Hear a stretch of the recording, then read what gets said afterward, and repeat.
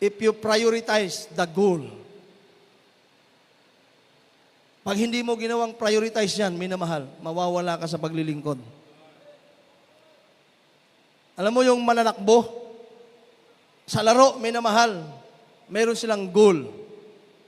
Lahat ng manlalaro, minamahal, lahat ng, halimbawa, yung tumatakbo, minamahal, yung mananakbo, magkakaiba yan sila, minamahal. Hindi sila pari-parihas. Pero ang damdamin at isip nila, ang puso nila, iisa lang. Niwala ba kayo, minamahal? They have only one goal. Iisang mithiin lang mayroon sila, minamahal. Usa katumong lang ang ilahang gusto. Minamahal. Yung goal na nais nila, minamahal, makuha yung reward na ibibigay sa nila. Amen. Hindi yung pera ang kanilang goal. Yung trophy at yung karangalan na makukuha nila, minamahal. Amen. Lahat ng tumatakbo, iisang puso, iisang damdamin, minamahal, isang isip. Kaya minamahal ang kanilang physical na pangatawan, pinalalakas, pinalulusog. Nire-relax ang kanilang puso't isipan, ang kanilang katawan. Para minamahal, pag nasa actual na sila, minamahal na laro, malakas sila. Amen? Inga nagyapuntang mga Kristiyano, palakasin mo ang iyong spiritual na buhay. Amen? Palakasin mo ang spiritual mo na buhay. Para minamahal, pag nasa aktual ka na nalaro, minamahal, kaya mong sagupain ang lahat ng pagsubok na darating sa iyo.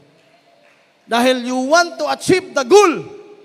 You want to obtain the promise, minamahal, na ipinangako, minamahal.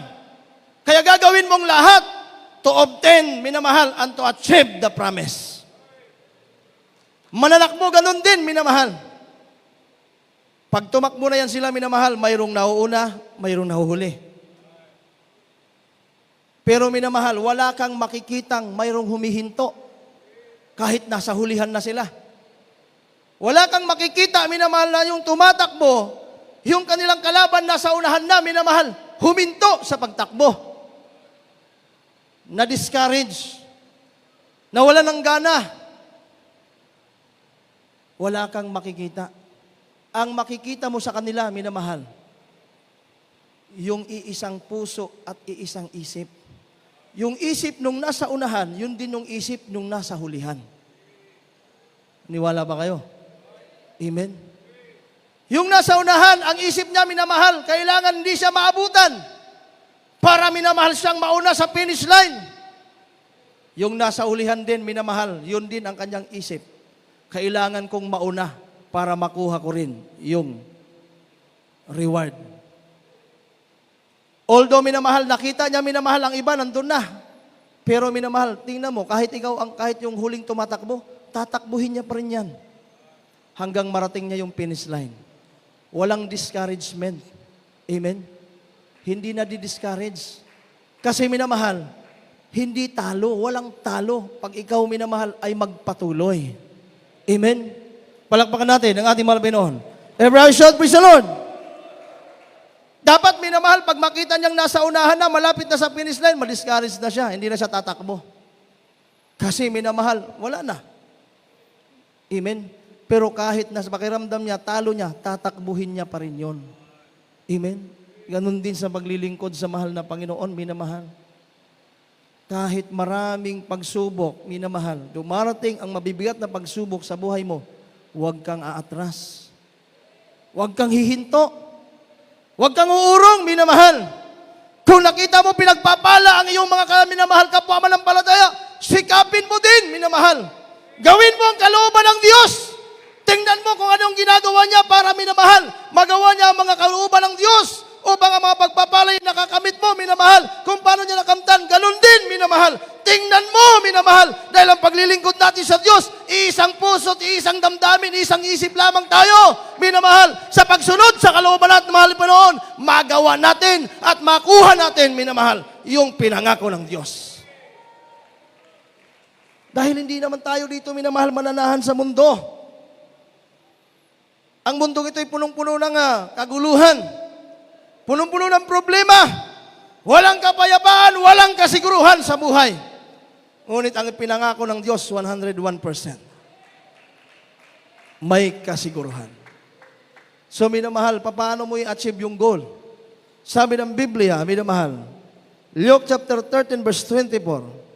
Dito, minamahal, inuutusan ng Diyos, Jesus command His followers to strive. Strive, minamahal, sa paglilingkod sa mahal na Panginoon. Kaya, minamahal, 13, verse 24. Dito po sa Ebanghelyo ayon kay Lucas, Kapitulo 13, talatay 24. Magpilit kayong magsipasok sa pintuang makipot, sapagkat sinasabi ko sa inyo na marami ang mga nagsisikap na pumasok at hindi mangyayari.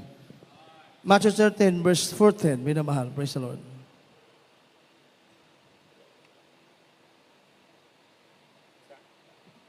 Matthew 7, verse 13 up to 14.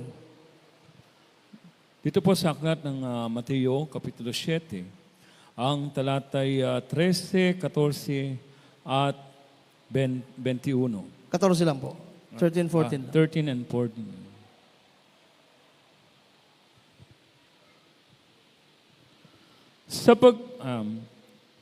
Kayo'y magsipasok sa makipot na pintuan, sapagkat maluwang ang pintuan at malapad ang daang patungo sa pagkapahamak, at marami ang dooy nagsisipasok, sapagkat makipot ang pintuan at makitid ang daang patungo sa buhay, at kakaunti ang nakakasusumpong noon. Amen. Mapalakpakan ba natin, minamahal, ang salita ng Diyos? Napakaliwanag ng Biblia, minamahal. Kakaunti lang yung nakakasumpong. Minamahal, sumapalad tayo na narito. Minamahal, nakasumpong tayo sa makipot na daan patungo sa buhay na walang hanggan. Amen. Ang problema, minamahal, maraming nawawala sa kamay ng Diyos. Maraming nahuhulog sa paglilingkod sa mahal na Panginoon. Although nasumpungan na, minamahal, ang daan patungo sa ating mahal na Panginoon. Marami ang nalalaglag. Bakit, minamahal? Hindi nila alam yung goal. Hindi nila alam, minamahal, yung kanilang hangarin. Dahil ang kanilang puso't isip, minamahal, itinutuon dito sa mga bagay sa mundo. Na hindi naman ito yung buhay natin. Kaya, minamahal, ini-insist ng ating beloved pastor, binibigyan diin, minamahal, na mas pahalagahan natin na trabahuin ang ating kaligtasan. Sikapin ng bawat isa, minamahal, na makapasok sa buhay na walang hanggan. Strive to enter, minamahal, sabi ng Biblia, strive to enter at the straight gate. For many, I see unto you, will seek to enter and shall not be able. Masikip talaga, minamahal, ang patungong langit.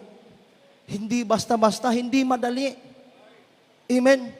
Dahil ang pumapasok sa buhay na walang hanggan, subok. Walang pumapasok dun sa buhay na walang hanggan, minamahal, na easy-easy lang ang buhay. Amen?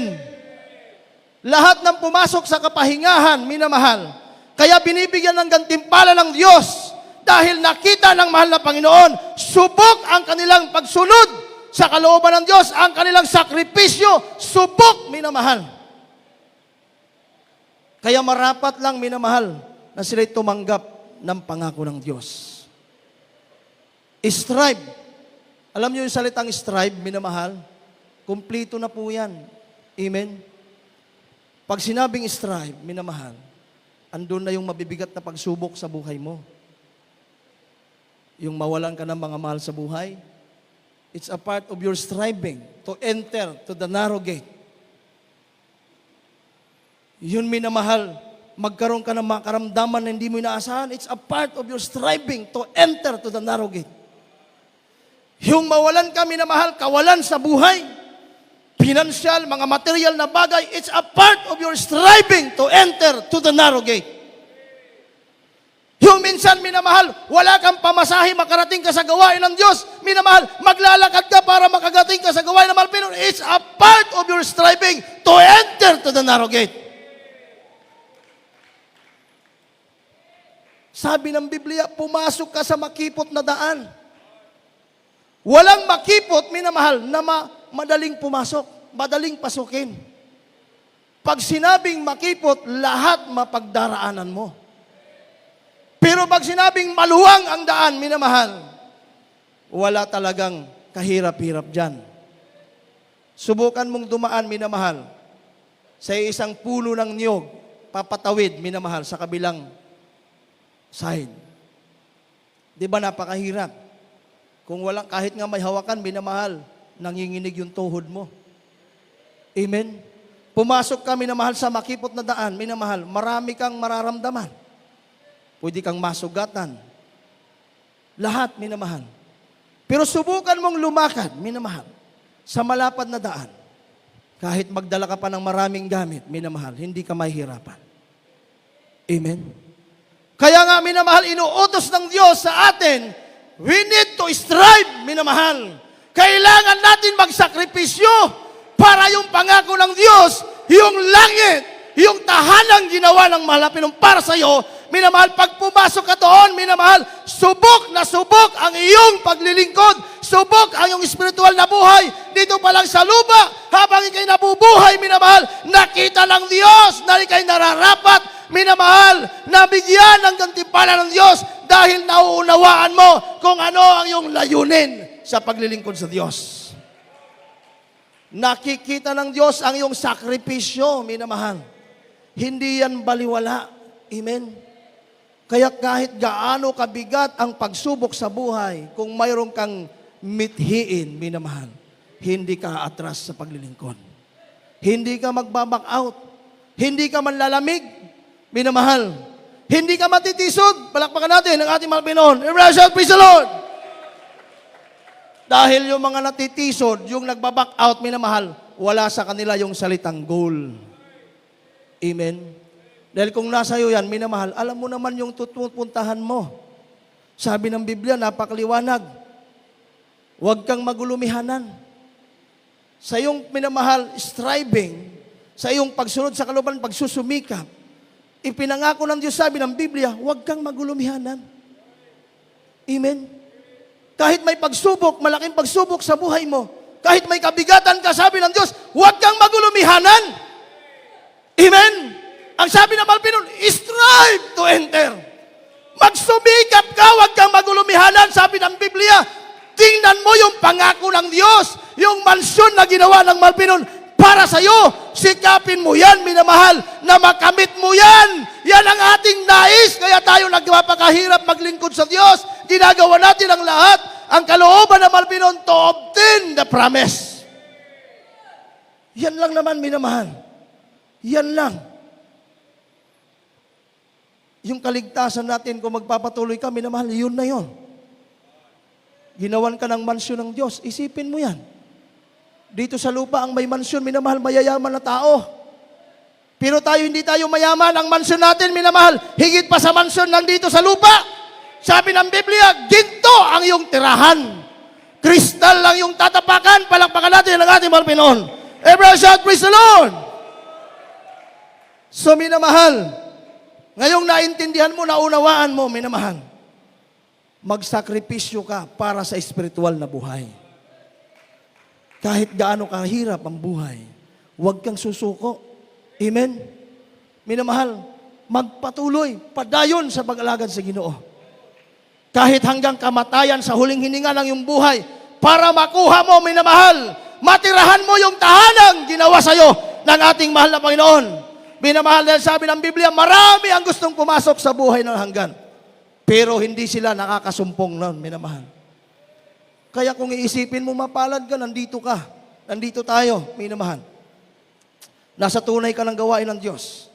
Pinakita ng Diyos ang mga palatandaan, private ebidensya. Minamahal, intindihin at unawain mo lang ang iyong layunin. Kasi pag hindi mo naiintindihan ang iyong layunin, kung bakit mo gagawin ang isang bagay, minamahal, hindi ka magiging successful. Hindi ka magiging managumpay.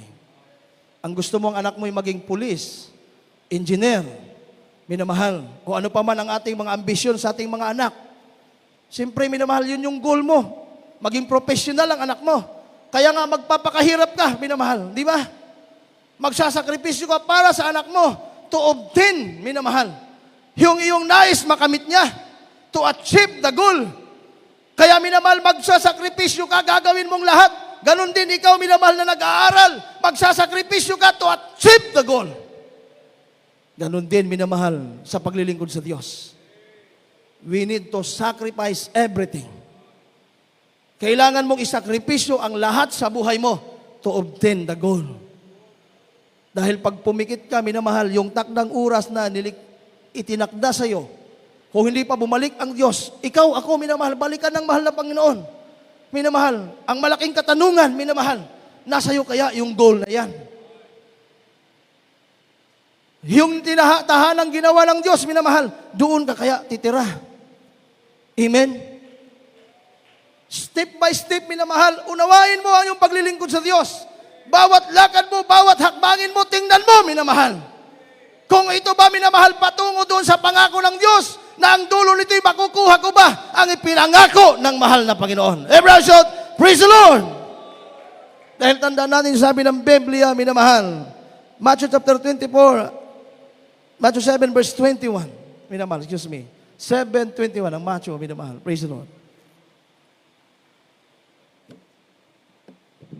Dito po sa aklat ng Mateo, Kapitulo 24, ang talata po ay 13. Datapot ang magtitiis hanggang sa wakas ay siyang maliligtas. Amen. Strive to enter. Sikaping makapasok. Pag sinabing strive, minamahal, may kahirapan. Wala dyan, minamahal, yung simpleng buhay. Kaya nga striving.